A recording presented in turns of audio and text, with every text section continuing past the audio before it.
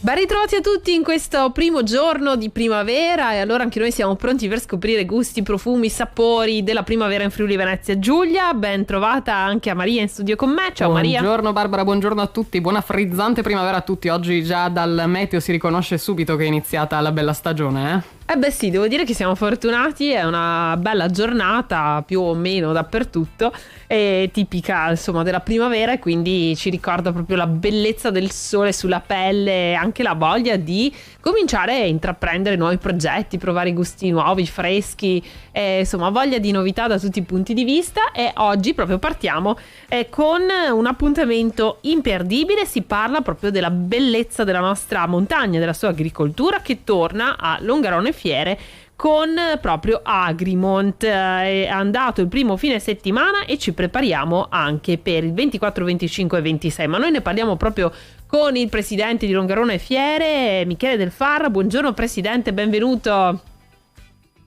Buongiorno a tutti, buongiorno Radio.0. Allora, per chi ci segue solo alla radio, il presidente oggi si trova in un bellissimo contesto immerso nella natura, come dicevamo in apertura, perfetto per questo primo giorno di primavera. Oggi è una bellissima giornata, io sto facendo anche questo collegamento con voi in mezzo alla natura e baciato dal sole. Che fortuna, un po' la invidiamo presidente. Allora, partiamo proprio dall'appuntamento a Longarone Fiere con Agrimont, che si è aperta lo scorso fine settimana registrando quasi 10.000 presenze, addirittura numeri quasi superiori al pre-Covid. Come è andata? So che ci sono stati tantissimi appuntamenti imperdibili.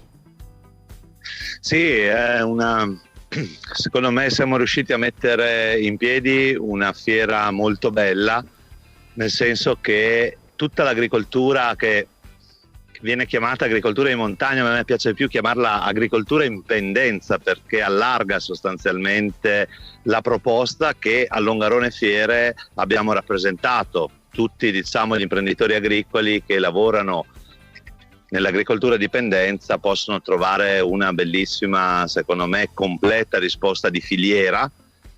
Ci sono quindi tipicamente le macchine, attrezzature agricole, ma poi c'è anche un pezzo di forestale, insomma vedo che scorrono anche delle immagini che rappresentano un po' che cosa siamo riusciti a mettere in campo.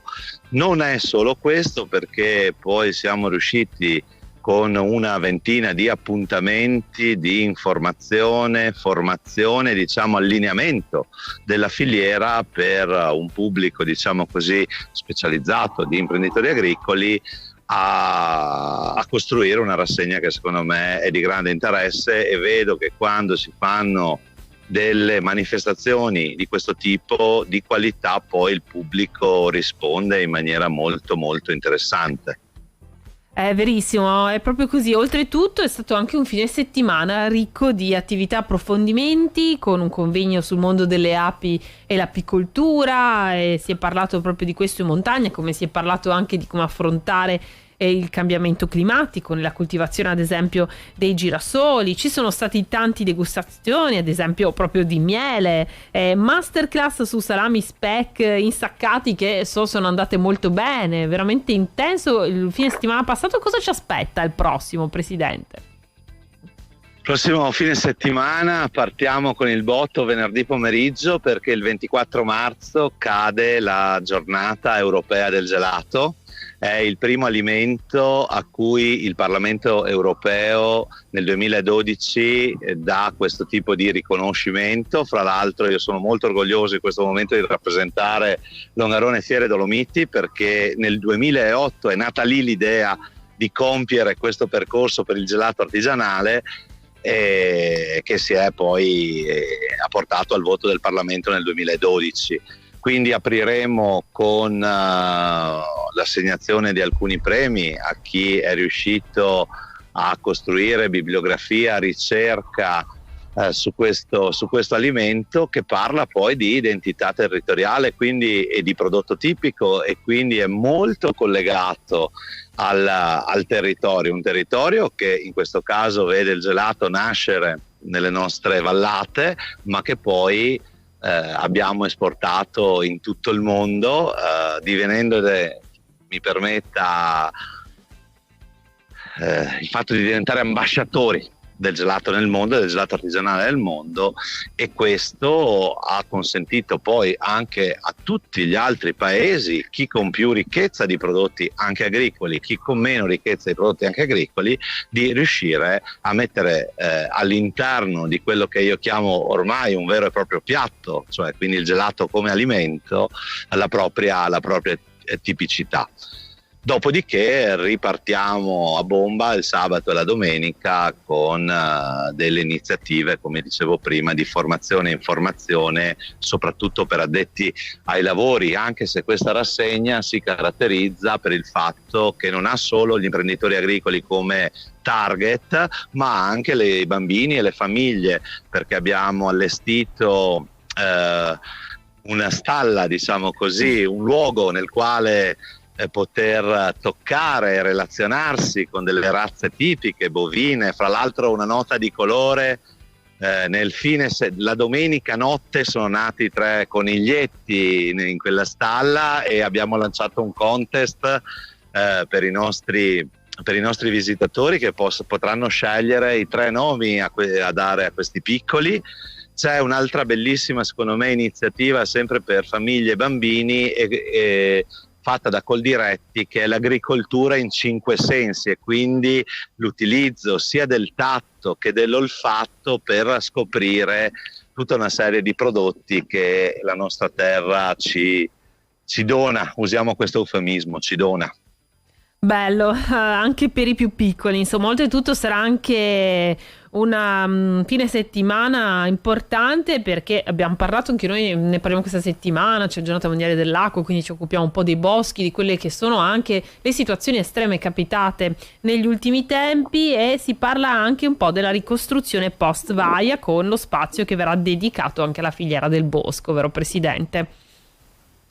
Beh, una parte è dedicata sicuramente a tutto il sistema forestale che, come dobbiamo dire, anche l'agricoltura in questo momento sta vivendo qualche difficoltà. I nostri agricoltori sono sulle corde. Da un lato c'è la siccità, da un punto di vista forestale invece abbiamo tutta la questione di questo insetto che sta falcidiando l'abete rosso. Però vi porto una buona notizia, perché ho imparato nello scorso fine settimana dai nostri agricoltori e dagli espositori che, nonostante i problemi, loro sono pieni di speranza e anche molto positivi, e mi raccontavano che il ciclo dell'insetto è partito nel 2018, purtroppo aumentato da Vaia, favorito da Vaia, ma dura 5 anni, e poi il fenomeno, se monitorato, tenuto sotto controllo e manutentato, passatemi il termine,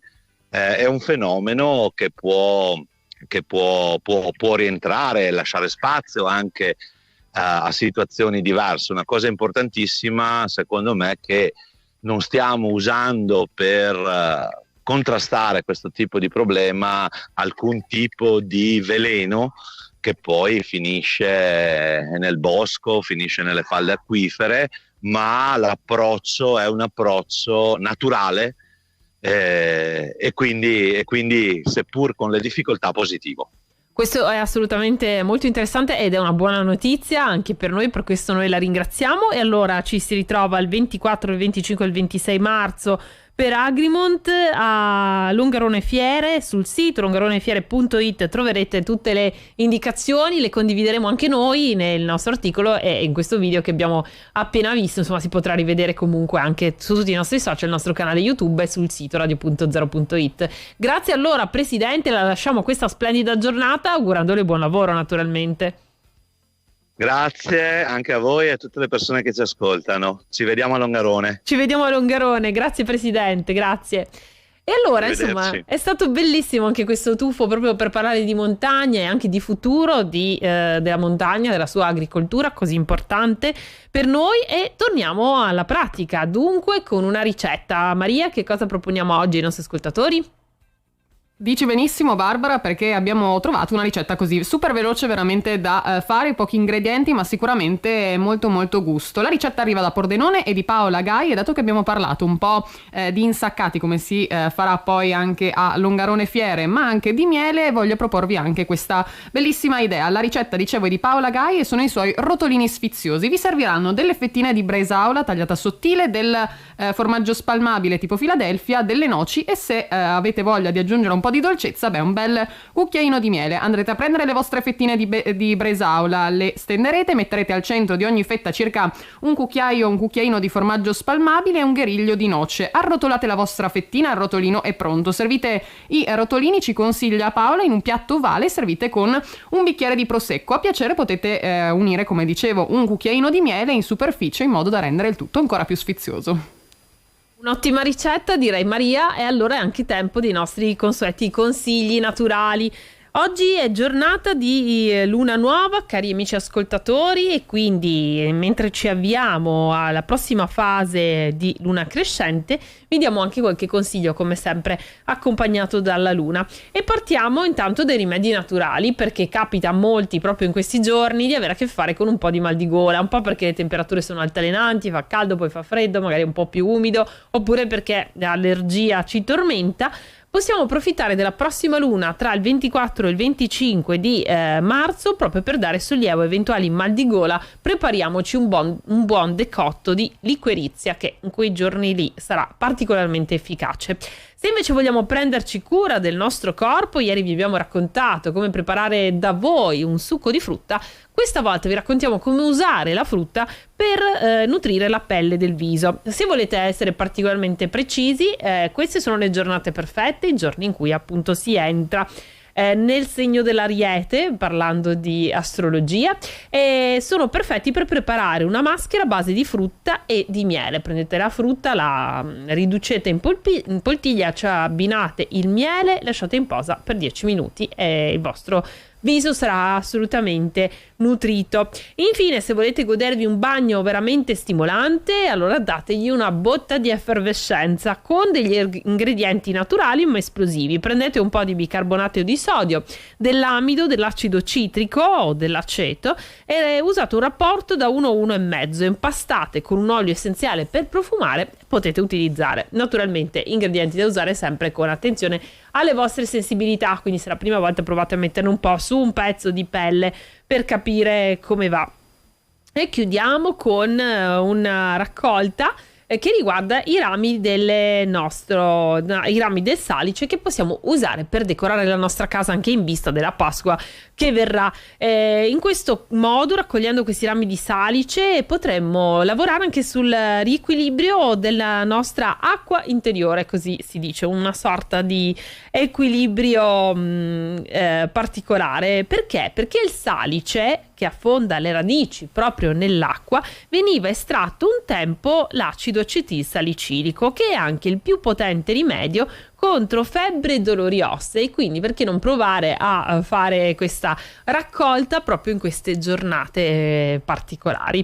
Ebbene, con i consigli è tutto. Se Maria ci vuoi aggiungere qualcosa dedicato alla cucina in più? No, sicuramente le tisane in queste giornate, soprattutto con il cambio stagione, ricordiamoci sempre di bere tanto, di idratarci al meglio, e le tisane secondo me sono sempre un evergreen, quindi ogni giorno, dalla liquirizia di cui hai parlato alle tante tisane che vi abbiamo condiviso anche nelle scorse puntate, secondo me sono un ottimo modo di condividere la tavola e continuare a portare anche la primavera attraverso le erbe fresche. Ad esempio possiamo preparare veramente tantissimi decotti, tantissimi succhi, anche abbiamo parlato dei succhi di frutta, quindi idratatevi al meglio. Memo sorso d'acqua lo fate adesso, così rimanete idratati, vi ricaricate anche per tutta la seconda, per continuare la vostra giornata con energia e la primavera al meglio. Benissimo, allora grazie Maria, noi con Radio Chef ci ritroviamo domani sempre alle 12:30 circa, mi raccomando non mancate. Se vi siete persi qualche puntata le trovate tutto sul nostro sito, il nostro canale YouTube. Ciao a tutti! Ciao a tutti, buon pranzo!